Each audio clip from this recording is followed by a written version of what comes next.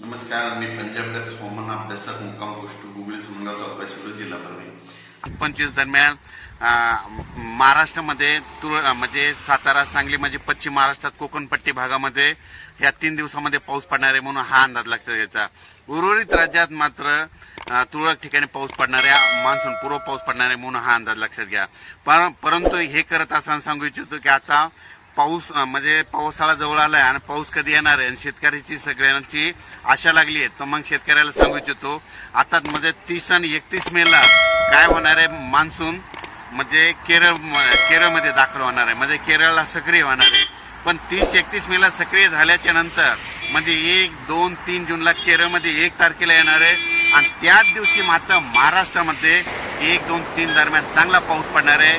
म्हणून ही खास करून महाराष्ट्रातल्या शेतकऱ्यांनी 1, 2, 3 जूनचा अंदाज लक्षात घ्यावा. कारण की 1, 2, 3 जूनला महाराष्ट्रामध्ये बऱ्याच ठिकाणी पावसाला सुरुवात होणार आहे. मान्सून केरळात येणार आहे 1 तारखेला, पण पाऊस मात्र महाराष्ट्रात देखील सुरू होणार आहे. म्हणून हा अंदाज लक्षात घ्या.